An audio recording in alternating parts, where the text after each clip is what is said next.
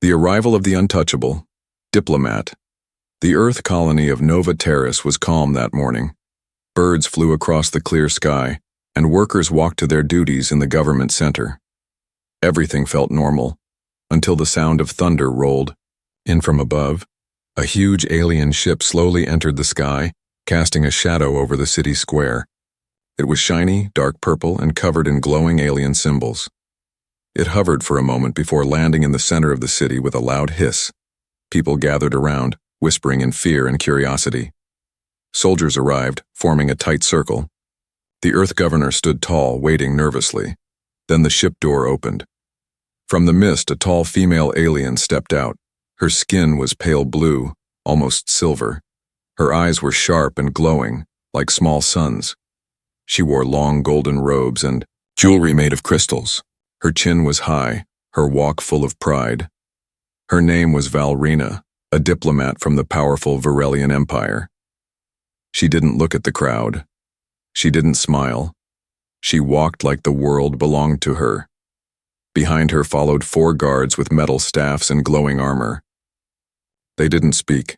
They just watched everyone with cold eyes. The governor took a step forward.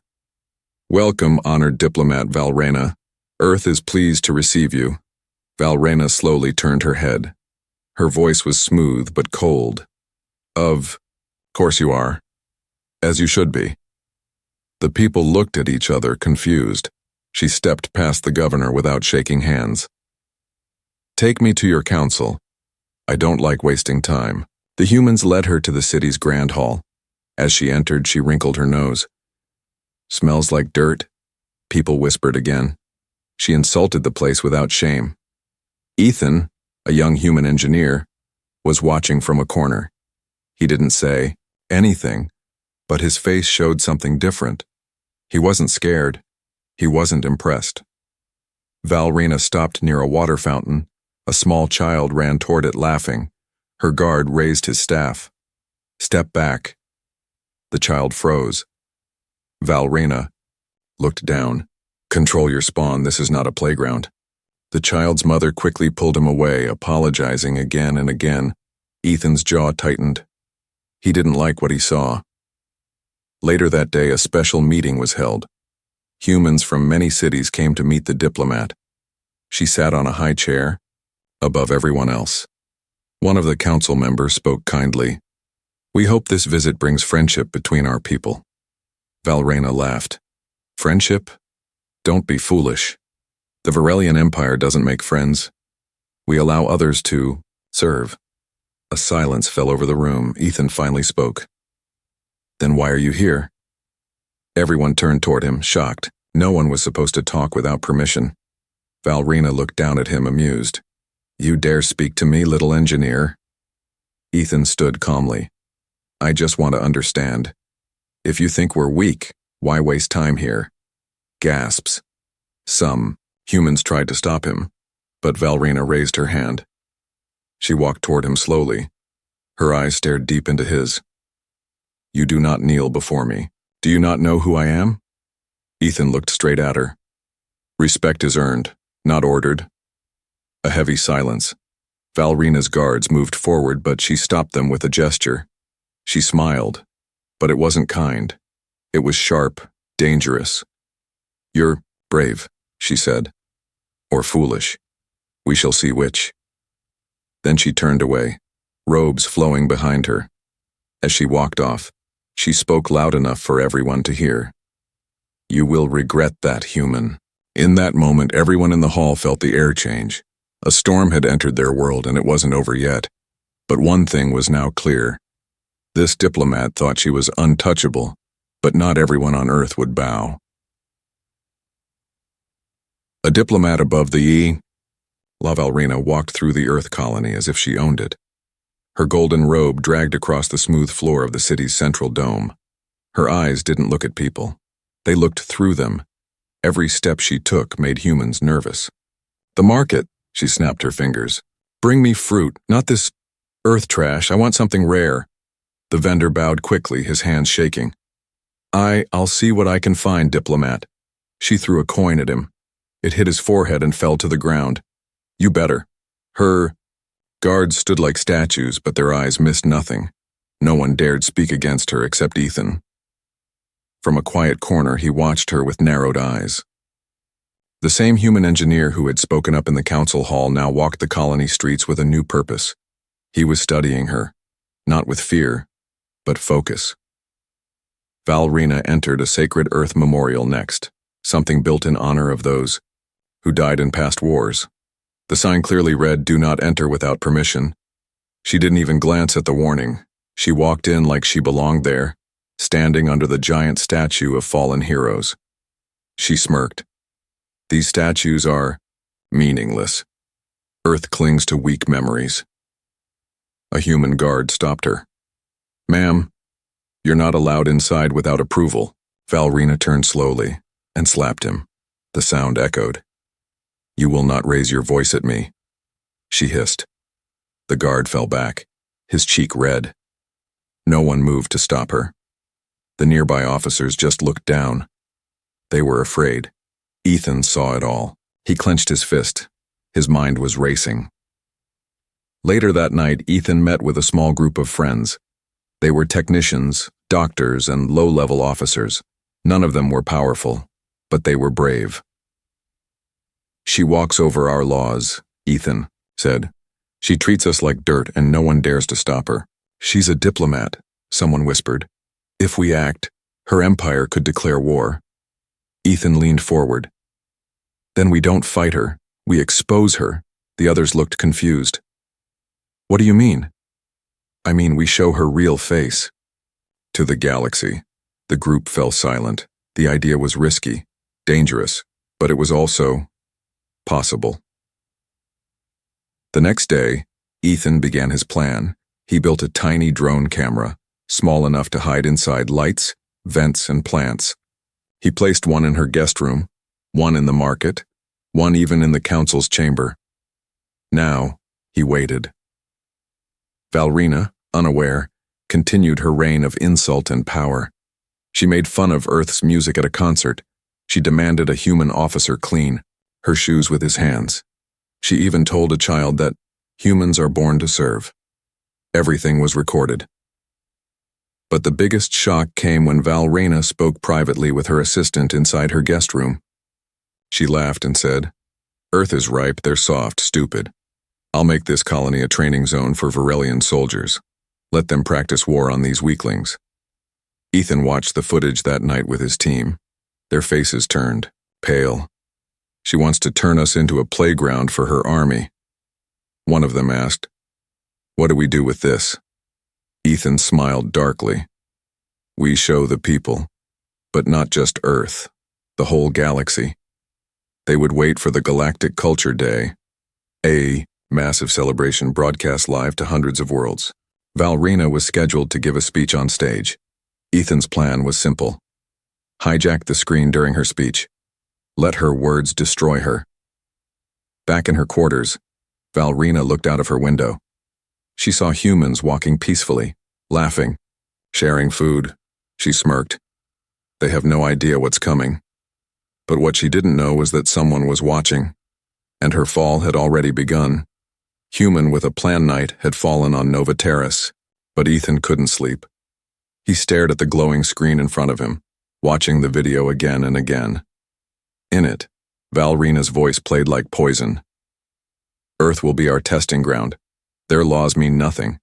These creatures don't even know they're already mine." Each time Ethan heard it, his anger grew colder, not louder. But he wasn't angry for revenge. He was planning justice. In the hidden basement of the city's old science center, Ethan had built something special, an underground data hub connected to the colony's public communication systems. He sat with his small team of trusted friends, Nora, the ex-coder, Kellen, the media tech, and Lyra, the ex-military strategist. They weren't powerful, but they had truth. "We don't have weapons," Lyra said. "We can't fight her empire." "We don't need weapons," Ethan replied. "We'll destroy her image, not her body." He pointed at the glowing screen. "This is what will bring her down." Meanwhile, Valrina continued her rule of arrogance. She ordered a human soldier to kneel during her morning walk. When he hesitated, Her guards pushed him into the dirt. She laughed. The soldier got up, humiliated, but said nothing. Later, she walked into the city's cultural museum and laughed at the artwork. This is what you call history? My people wipe better drawings off their boots. Everything was being recorded by Ethan's hidden micro cameras. Then something strange happened. Valrina asked to tour the human agricultural dome. The workers there were mostly old people and children, growing food for the colony. It wasn't fancy, but it was Earth's soul. She entered the dome with her usual pride. But something caught her eye. A girl, no more than 6 years old, offering her a bright red apple with a shy smile. Valrina stared at the apple and slapped it out of the child's hand. "Don't touch me," she snapped. The child began to cry. The workers froze. One of them clenched his fists, but no one dared step forward. Watching through his hidden drone, Ethan whispered, "This is enough." The next day, he met with the city's event director, an old friend named Thomas. "Culture Day is coming. You'll have access to the big screen, right?" Ethan asked. Thomas nodded. "Of course, why?" "I need 5 minutes." Thomas frowned. "Ethan, if you do what I think you're planning, the Varelian Empire will send ships." Ethan's voice was steady. "Let them send whatever they want, but first, let the whole galaxy see what their diplomat really is." Thomas sighed. "You've got 5 minutes. Don't waste them." The plan was in motion. Valrina was preparing for her grand speech on Culture Day. She wore a new golden robe, taller shoes, and even more glittering gems. Her assistant handed her a note. "You're expected to speak about peace, unity, and galactic harmony." Valrina laughed. "What a joke. I'll say what they want to hear and they'll love me anyway." She didn't know that her biggest audience wouldn't be clapping. They'd be watching her burn. The day arrived. Hundreds of humans gathered in the central dome, dressed in their finest clothes. Other species were watching from ships in orbit. Even members of the Galactic Council tuned in. The huge holoscreen lit up with lights and fireworks. Valrina stepped forward, smiling like a queen. Ethan stood in the crowd, holding a small control stick hidden in his sleeve. She began her speech. "Greetings, lesser beings of Earth." Click. The screen behind her glitched, then changed. Her face froze mid-sentence. Then the secret footage began to play. Valrina's voice echoed across the hall. "These humans are mine. They'll serve. They're too afraid to fight. This planet will bow." Gasps, then more recordings. "Let our soldiers train here. Let them learn war by killing weaklings. Earth is a joke." The crowd went silent. Then came the scene of her slapping the little girl. People stood up, angry, shouting. Even her guards looked confused. Valrina spun around to face the screen. "No, this is fake. Turn it off. Guards, stop this." But her guards didn't move. In the middle of the crowd, Ethan stood, tall, eyes locked with hers. "You showed us who you really are," he said softly. And for the first time, she had no words. The stage where truth burns. For a long moment, there was only silence. Valrina stood frozen under the bright lights of the grand stage. Her golden robe shimmered, but her face had lost its shine. Behind her, the giant screen showed everything she never wanted the galaxy to see. Her real words, her real hate, her real plan. Thousands of eyes stared at her. Millions more were watching live through the galactic broadcast. She had come to Earth to show power. Now she was naked in truth. The sound returned like a wave. Whispers, gasps, and then anger. "Heard what she said about us? She slapped a child? She wants to use our world for war?" The crowd erupted. Valrina's voice shook with rage. "This is false. Lies. Fabricated by your savage people." She pointed at the screen. "This is a human trick." But the video kept playing, unedited, uncut, with her voice crystal clear. Every insult, every cruel laugh, every threat, her own guards began to shift uncomfortably. One even stepped back. She turned to them. "Why are you just standing there? Arrest that man." She pointed at Ethan, who stood calm in the crowd, but her guards didn't move. One spoke softly. "You lied to us too." Valrina's eyes widened. The crowd started shouting, "Step down! Get out of here! You're not welcome on Earth." A mother held her daughter close. The same child Valrina had struck. People began walking onto the stage, not with weapons, but with truth in their voices. One elderly man raised a sign, "You may be strong, but we are not afraid anymore." Valrina screamed, "This is a diplomatic violation. I am above your laws." Ethan slowly walked toward the stage. He didn't raise his voice. He didn't shout. He simply said, "Not anymore." Up in orbit, galactic news stations were flooded with messages. On faraway planets, leaders began questioning the Varelian Empire. In the Galactic Council chamber, ambassadors from neutral species demanded answers. Valrina's empire, once respected, was now under fire. Earth's leaders quickly issued a notice. "The Varelian diplomat Valrina is declared unwelcome on Earth. She is to leave our planet immediately." Her diplomatic immunity was removed. Her ship was ordered to lift off, but Valrina refused. She ran from the stage, guards trailing behind. Back in her guest tower, she locked herself inside and shouted at her empire's command center, "Get me out of here, I demand extraction." But the reply came cold and robotic. "Due to public scandal, your extraction has been delayed. Await further orders." Her own people had abandoned her. For now. Valrina collapsed into her throne. For the first time, her hands were shaking, not from anger, from fear. Outside, chaos and celebration mixed in the streets. People danced, people cried, people stood, together. A human child placed a small flower on the ground near the government center. "For the moment we stopped being scared," she whispered. Ethan returned to his workshop, exhausted but calm. He didn't smile, he didn't cheer, he just looked up at the sky. "She's not gone yet," he said to himself. And he was right. That night, an explosion rocked the western sector of Nova Terrace. Valrina had escaped her tower. With no guards, no ship, and no support, she was now a rogue alien on Earth soil. Her pride was shattered, her name was now a curse, but her rage, it was burning brighter than ever. When an untouchable loses control, the great towers of Nova Terrace glowed under the night sky. But Valrina, once treated like royalty, was now running through shadows. Her golden robe was torn.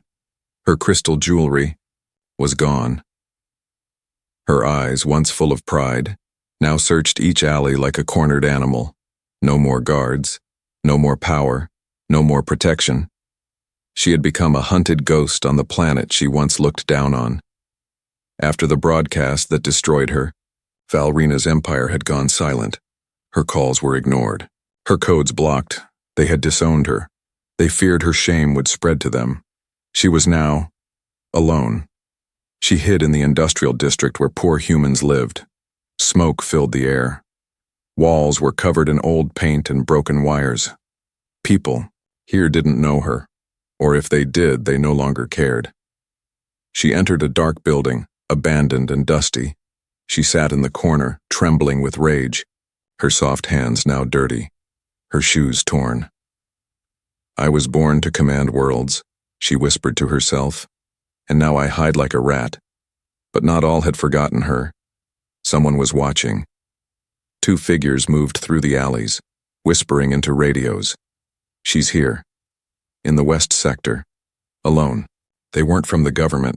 They were from the Red Blades, a human criminal gang that smuggled alien tech and sold information. They had seen the broadcasts. They knew the galaxy hated her, which meant she was now valuable. Meanwhile, Ethan sat in his lab checking the colony's alert system. He had just received a warning. Unauthorized activity in Sector 9. A thermal scan showed strange movements. Ethan's eyes narrowed. She's still here. He grabbed his jacket and headed out, knowing trouble was coming. Back in the shadows, Valrina tried to drink from a leaking pipe. The water was bitter, but she had no choice. Suddenly, she heard footsteps. She stood up fast, ready to fight.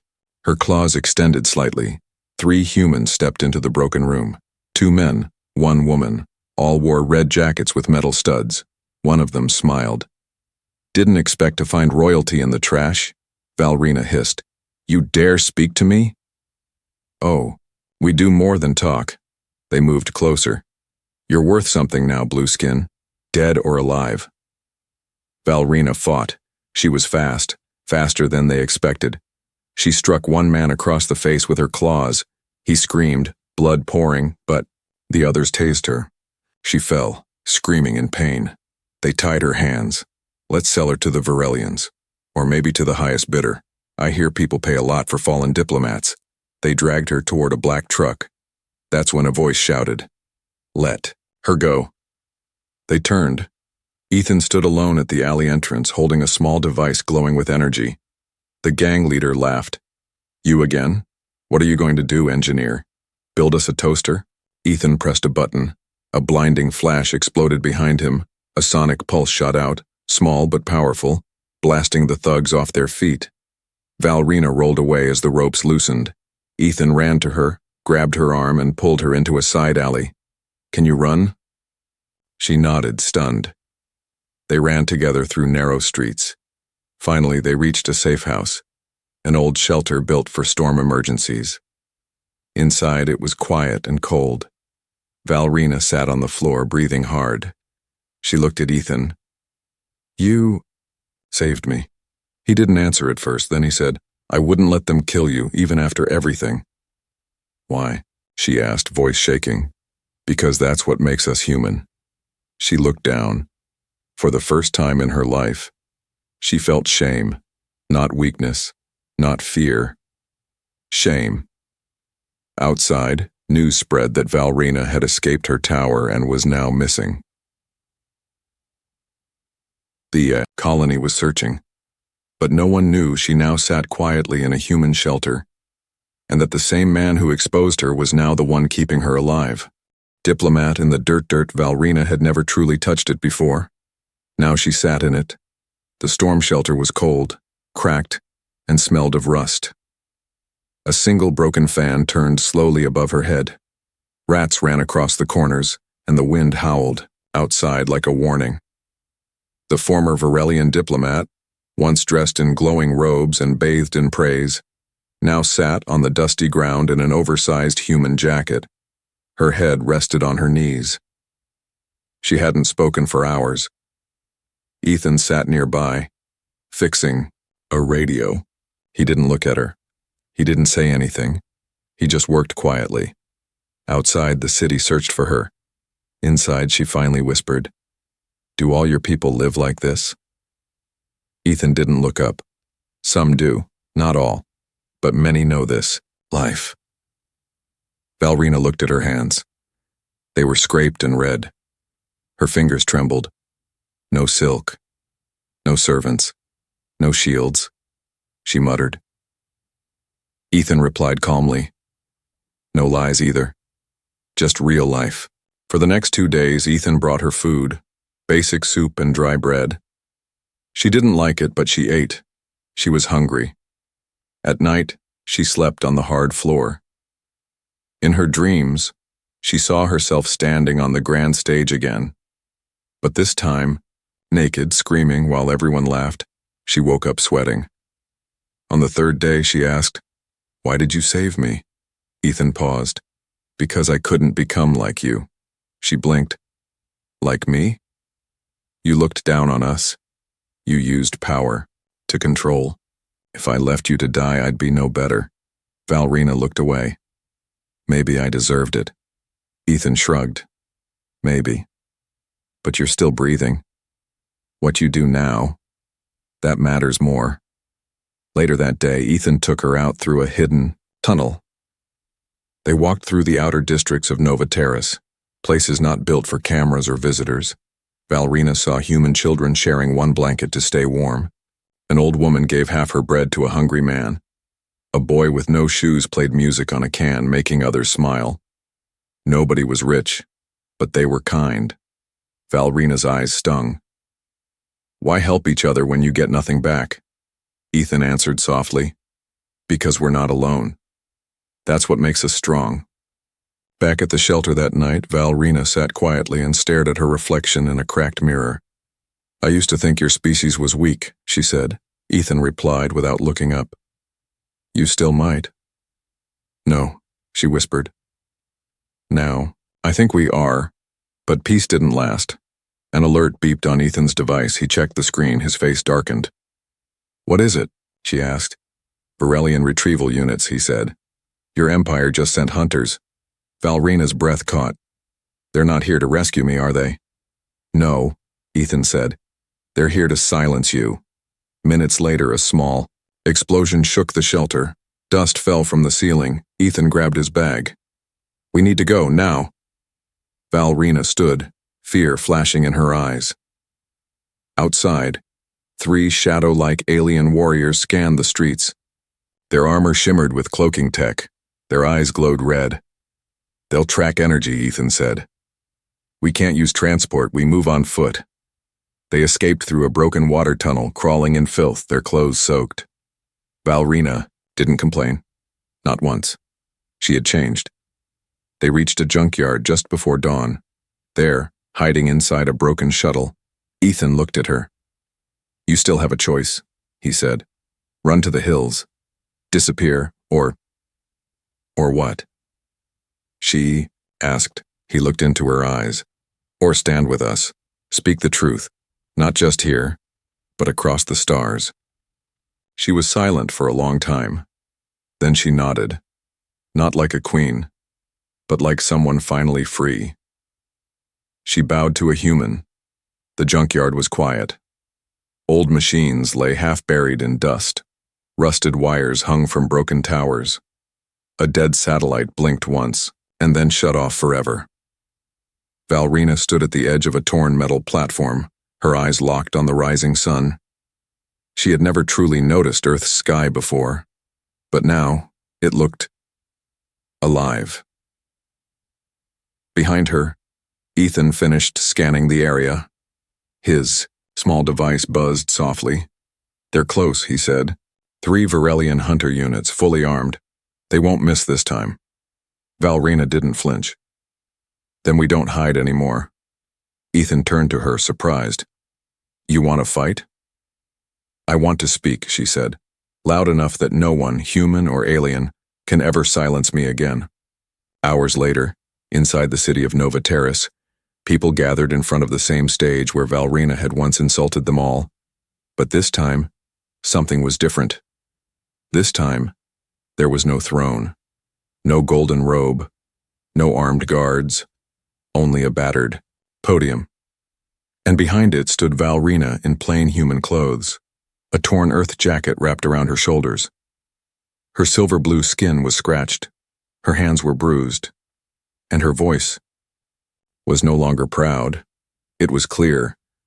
Galactic cameras activated. Dozens of species across the stars tuned in, some out of curiosity, others in anger. Her name had become infamous, but no one expected her to return to the stage. She looked at the crowd, humans of every age. Then she looked into the camera. I was born thinking I was better than others, she said quietly. I was trained to see weakness as failure, and I was told Earth was a place of dust and sheep. She paused. I was wrong. Whispers moved through the crowd. I called you savages. I stepped on your laws. I hurt your children. I laughed at your kindness. And when you exposed me, I was ready to destroy you. She took a deep breath. But then a human saved me. The same one I insulted, the same one I threatened. He showed me that power is not in ships or money or fear. It's in mercy. Her voice trembled. It's in sharing food when you have none, in carrying a stranger out of fire, in helping someone who would never do the same for you. I once thought compassion was a weakness. She looked at Ethan, who stood silently beside the stage. Now I know. It's the strongest force in the galaxy. There was silence. Not because people were unsure, but because they were listening. She stepped down from the podium, and then she knelt. Not to her people, not to a crown, She knelt to Ethan, in front of cameras, in front of her enemies, in front of the galaxy. She bowed her head to a human. A child gasped. An elder placed his hand on his heart, and then, one by one, the crowd began to clap. Up in orbit, the Varelian hunters had locked on her position. Inside their ship, one soldier stared at the image on the screen, Valrena bowing to a human. "Target acquired," the commander said. "Orders are to eliminate her." But the soldier hesitated. "She's surrendering." The commander snarled. "She's shaming us." "No," the soldier replied softly. "She's freeing herself." And for the first time, they refused to fire. Back on the ground, news spread fast. Other Varelian diplomats were questioned.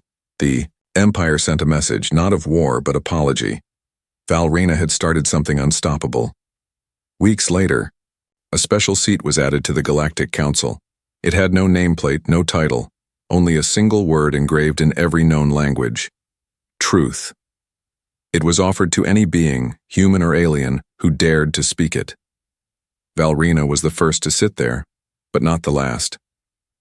As for Ethan, he never became rich. He never asked for medals.